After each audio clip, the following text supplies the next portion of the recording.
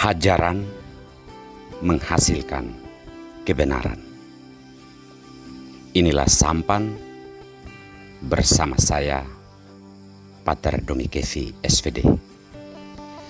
Bapak, Ibu, saudari-saudaraku yang terkasih, sampan kembali menyapa Anda hari ini, dimanapun saat ini Anda berada.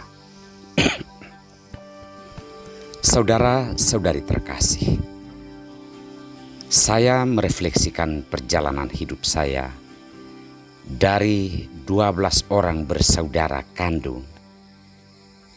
Sayalah anak yang mungkin lebih banyak mendapat hajaran dari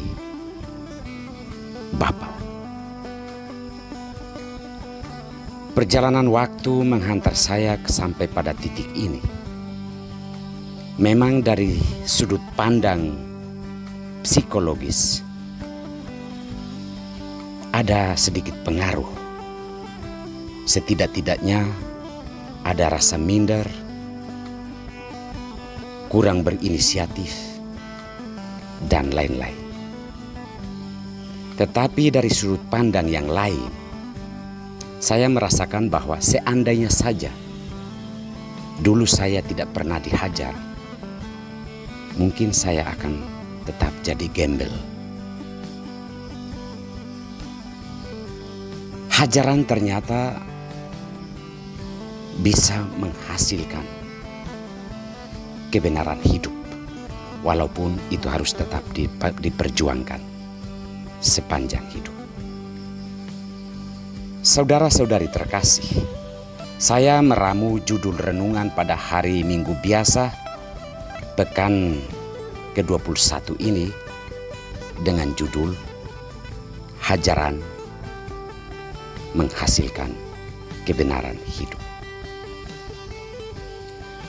Kalau kita mendengar dalam bacaan pertama bahwa Tuhan berjanji akan mengumpulkan kembali sisa-sisa Israel dan membentuk mereka menjadi suatu bangsa yang baru. Lalu Tuhan akan mengutus orang-orang untuk mengumpulkan semua orang dari berbagai bangsa untuk hidup dalam persekutuan yang sama. Orang-orang yang terkumpul ini adalah orang-orang yang bertahan dalam hajaran Tuhan. Mereka adalah orang-orang yang telah mengalami hajaran Tuhan melalui pembuangan, melalui penjajahan, dan berbagai macam tindakan Tuhan terhadap mereka. Tuhan berjanji akan membentuk sebuah umat manusia yang baru dari orang-orang yang terkumpul dari berbagai bangsa ini. Dalam bacaan Injil, ada orang yang bertanya kepada Yesus, "Sedikit sajakah orang yang diselamatkan?" Yesus hanya mengatakan, "Berjuanglah untuk masuk melalui pintu yang sempit." Yesus mau menggambarkan bahwa terhadap kebenaran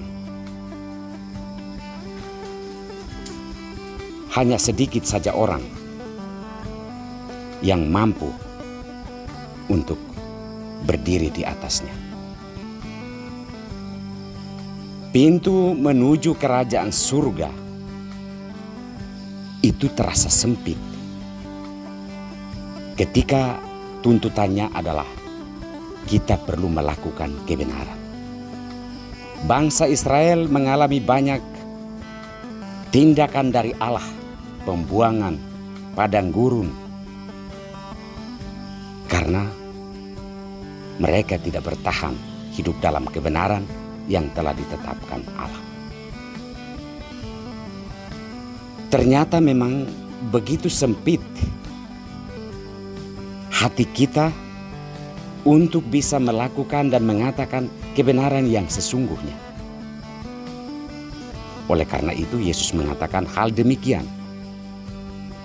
bahwa butuh orang yang punya daya juang yang tinggi untuk bisa mengalahkan kejahatan-kejahatan berpikir dan kejahatan-kejahatan bertindak yang menjauhkan dirinya dari kerajaan surga dan yang mempersempit jalan menuju kerajaan surga.